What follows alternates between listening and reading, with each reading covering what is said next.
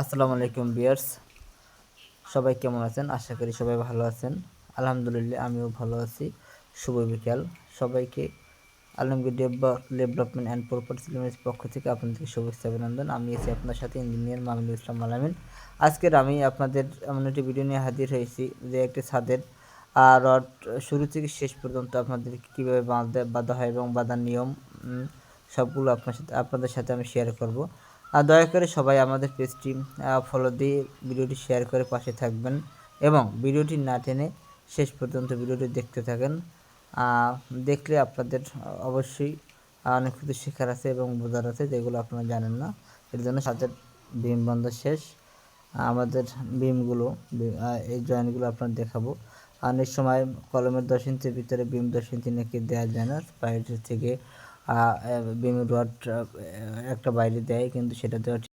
Alamgir development property limited পক্ষ থেকে আপনার শুভেচ্ছা অভিনন্দন। এখানে বিল্ডিংয়ের সকল প্রকার ডিজাইন করা হয় এবং সকল কনস্ট্রাকশন কাজ করা হয়। দেখুন, কলমের ভিতরে বিমটা যখন গেছে, মানে যখন বিম কলমের পাশে বিমটা আসবে তখন আমাদের ওখানে চারপাশে রিং ছোট হবে, আর তাই বিমের রডগুলো আমরা কলমের ভিতরে দিয়ে দিতে পারবো।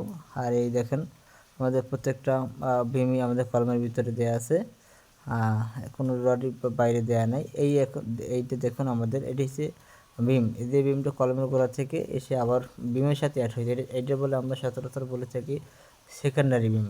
আর পিরামিড বিম বলা হয় কলম টু কলম, আর যে বিমের জয়েন্ট থাকে সেটা হচ্ছে পিরামিড বিম। আর সেকেন্ডারি বিম হচ্ছে গিয়ে কলম, এক মাথা কলমের জয়েন্ট, আর এক মাথা হচ্ছে আমাদের অন্য একটি কলমের জয়েন্ট থাকে না, বিমের সাথে অ্যাড হয়।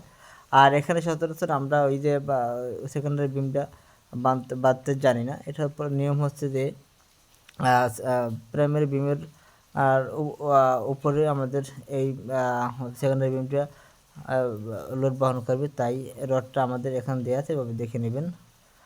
আর হচ্ছে গিয়ে আমাদের সচরাচর আমরা রড বাঁধি হচ্ছে রুমের স্পেসের উপর ডিপেন্ড করে। যেটা আমাদের যে মেইন রড, সে মেইন রডটা আমাদের সবসময় আগে পড়বে, এবং সেটা আমরা কিভাবে দেব, সেটা হচ্ছে আমাদের যেদিকে শর্ট ডিরেকশন, মানে জায়গা কম, আর বিল্ডিংয়ের জায়গা না, আমাদের বিম টু বিমের যে জায়গা কম সেদিকে আমরা মেইন রডটা পড়বে, এবং যেদিকে জায়গা বেশি এর উপরেটা বান্দিরটা পড়বে। অনেক সময় অনেক মিস্ত্রিরা সেটা জানে না যে জায়গা যেদিকে বেশি ওদিকে তার মেইন রড ফেলায়, কিন্তু সেটা ফেলানো যাবে না। সব সময় একটু খেয়াল রাখতে হবে যে জায়গা যেদিকে কম ওই দিকটা আমার মেইন রড বসবে এবং ওই রডটা আগে বসবে। এই দিকে ভালো করে আমাদেরকে খেয়াল করতে হবে। মালিক পক্ষ যারা আছেন তারাও আপনারা দেখে নেবেন যেন মিস্ত্রির কোনো মতে ভুল করলে সেটা আপনারা বুঝে নিচ্ছেন। এটা যে ক্যারিং দেওয়া আছে, অনেক সময় মিস্ত্রিরা ক্যারিং দিতে পারে না, তাই আপনাদের সামনে এই ক্যারিং কীভাবে করা হয় এটা আপনাদের সামনে আমাদের এই ভিডিওটিতে দেওয়া আছে, আপনারা দেখে নেবেন। দক্ষ মিস্ত্রির দক্ষতার সাথে তারা কাজ করতেছে। অনেক সময় ক্যারিংয়ের স্পেস, ক্যারিংয়ের হাইট তারা জানে না বা দিতে পারে না, তারা দেখা যায় আমাদের ক্যারিং হচ্ছে গিয়ে মাঝখানের যে রডটা ওইটা নিচে মেইন রড, এবং ক্যারিংয়ে যাইয়ে ওইটা বাইন্ডার হয়ে গেছে, মেইন রড থাকে না, সেইটা আমরা অনেক সময় এটা বাঁধতে ভুল করি, সেইটা করা যাবে না। এখন দেখেন আমাদের রড বাঁধা প্রায় শেষ। আমরা এখন দেখবো যে আমরা তারা মিস্ত্রিরা যে রড বাঁধছে, যে তারা যে রুমের স্পেসে ক্যারিং বাঁধছে, সে রড আসলে বাঁধা ঠিক আছে কিনা, আর তারা কী সূত্রে রড বাইন্ডিং করছে সেটা আমরা আপনার সাথে দেখাবো। এই দেখুন, সচরাচর আমরা 4 ভাগে আমরা ভাগ করে, L4 ভাগ করে আমরা রড বাঁধি। যেমন মাঝখানে 2 ভাগ থাকে এবং দুই পাশে 1 ভাগ 2 ভাগ থাকে, যে 2 ভাগে ক্যারিং পড়ে আর মাঝখানে 2 ভাগ পড়ে।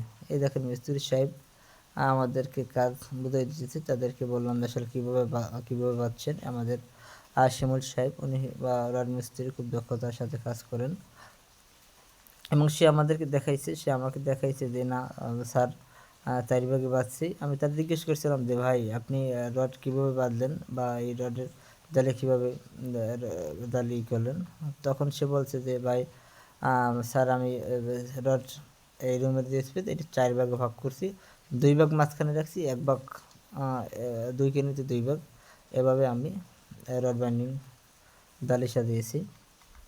যাই হোক, ধন্যবাদ মিস্ত্রিকে যে আসলে অনেক সময় অনেক মিস্ত্রিরা বোঝে না, এর জন্য এবং কিছু কিছু মিস্ত্রি অভিজ্ঞতার সাথে কাজ করে, তাদের অভিজ্ঞতা অনেক বেশি, তাই এর জন্য এরা কাজ করতে সহজ হয়।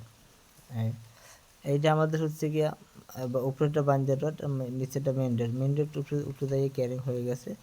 এই দেখুন, হ্যাঁ আবার ক্যারিং হয়ে গেছে, ওখানে আবার মাঝখানে যাই আবার ওই যখন মাঝখানে পড়ছে সেটা আবার এখানে মেন রড এবং ক্যারিং দিয়ে বাঞ্জার হয়ে গেছে। না হলো ভিউয়ার্স, আমরা আপনাদেরকে এটুকু দেখাতে চাই, অনেক সময় এই ছাদের রড বাঁধতে প্রায় ভুল করে, আসলে এই একটু ভুল যদি কতটা ক্ষতি হতে পারে আসলে এরা মিস্ত্রিরা জানে না, তাদের দেখানো যাইতো তারা আসলে ভুলটি করতো না। এই দেখুন বুলুক আসলে সচরাচর তারা অনেক মিস্ত্রি বানাতে চায় না, দেখা যায় পাথর বা ইটের টুকরো দিয়ে দিয়ে দেয়। আর এখানে আমরা আমাদের মিস্ত্রি দেখুন এই যে 3 ইঞ্চি বুলুক বানাইছে এবং নিচে জালের জন্য 1 ইঞ্চি ব্লক বানাইছে। এই না 3 ইঞ্চি ব্লক ঠিক আছে, আসলে সে ইয়া করে নাই, তাই আমি একটু চেক করে নিলাম আসলে ব্লক তাদের সাইজ ঠিক আছে কিনা। উনি বলছে আমারে যে আসলে যে সাইজ ঠিক আছে, তাও আমার কনফিউশন দূর করার জন্য আমি ব্লকটা মেপে নিলাম এবং তাকে আমি বললাম যে ভাই ব্লকগুলোর সাথে ব্লক ছাদে রডের প্রত্যেকটা জায়গায় যেন ব্লক দেওয়া হয়। অনেক সময় এই যে তাড়াহুড়ো করে মিস্ত্রিরা ব্লক আইনে রেখে দিতে চায় না, আর দেখা যায় ব্লক দিলে সইরে যায় ডালের সময়, কিন্তু সেদিকেও খেয়াল রাখতে হবে। এই এখানে ব্লক দেওয়া হয় না, তাকে বলতেছি যে ব্লক দিতে হবে অবশ্যই। এইটা কোনো প্রকার ভুল করা যাবে না, যেন আমাদের কাভারিংটা ঠিক থাকে, এটা সর্বোচ্চ আমাদের চাওয়া। আর এই যে কলমের গোড়া, এখানে প্রত্যেকটা কলমের গোড়ায় একটি রিং বসবে, যেটা মিস্ত্রিটা দেয় না এখনও, কিন্তু তা শেষ হওয়ার পরে মানে কাজ সব সমস্যা হিসাবে ঢালাইয়ের আগে তারা রডটা আছে ওইটা তারা বেঁধে দিবে। এখন আমাদের কাজ শেষ হওয়ার পরে আমরা কি করব, আমরা এই ছাদের লেবেল করে নেব আসলে জিরো লেভেল আছে কিনা।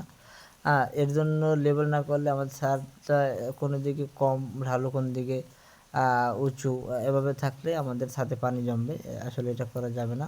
এর জন্য মিস্ত্রিটা কী করছে, এরা এই যে লেবেল করে নিছে, হ্যাঁ এই দেখুন সুতা টানানো আছে, তারা লেবেল করে নিছে। এটি হচ্ছে একটা 2000 স্কোয়ার ফিটের ছাদ, এটি প্রজেক্ট হচ্ছে হাসনাবাদ কেরানীগঞ্জে। এখানে 2টি ইউনিট এবং 4টি বেলকনি, একটি লিফট, একটি 3 পাটের সিঁড়ি। এটি এখানে কলম হচ্ছে আমাদেরকে 18টা কলম, হ্যাঁ, এবং 35টা ফাইল দেওয়া আছে। এই দেখুন আমি লেভেল চেক করতেছি, তারা মূলত 27 ইঞ্চি রাখছে বিম থেকে, 27 ইঞ্চি রাখছে বিম থেকে, এবং ছাদের উপরে 12 ইঞ্চি, 27 ইঞ্চি 10 ইঞ্চি আমাদের বিমে যাবে, উপরে 5 ইঞ্চি, 15 উপরে 5 ইঞ্চি 15 ইঞ্চি, এই মোট 12 আর 5 17, 17 আর 10 27 ইঞ্চি, ঠিক আছে। ছাদের উপরে আমাদের লেভেল থেকে 12 ইঞ্চি থাকবে, প্রতি জায়গায় 1 ফুটে লেভেল করছে ছাদের উপর থেকে, আর বিম থেকে করছে 27 ইঞ্চিতে। তাদের বিম আমাদের 15 ইঞ্চি বিম, এর জন্য এখানে 27 ইঞ্চি পড়ে গেছে, 1 ফুট ধরছে আমার। কিছু জায়গায় প্রায় জায়গায় ঠিক আছে, কিন্তু একটু জায়গায় ঝামেলা হয়েছে, যেমন এই জায়গাটা এখানে ডাউন আছে। মিস্ত্রি হিসেবে বললাম দেখো ডাউন কেন, তারা এই বাসটি এখান থেকে নিচে যদি দাম বাঁধানো লাগে, যে খুঁটি আছে খুঁটিটা দাম বাঁধিয়ে দেবে, আর যেন আমাদের এই লেভেলে জিরো লেভেল যেন হয় সেই দিকে সর্বোচ্চ খেয়াল রাখতে হবে। অনেক সময় লেভেল মিস্ত্রি করতে চায় না, তাদের কষ্ট হয় এবং বা সময়ের অভাবে এগুলো করা যাবে না। ইনশাল্লাহ মালিক পক্ষ যারা আছেন অবশ্যই তাদেরকে এই সুতাটা নিয়ে লেভেল করে নেবেন, যেন লেভেলটা ভালোভাবে হয়, যেন ছাদ কোনো দিকে কম বেশি এই যে ঢালু বা উঁচু এরকম না হয়, সেদিকে ভালোভাবে খেয়াল রাখবেন।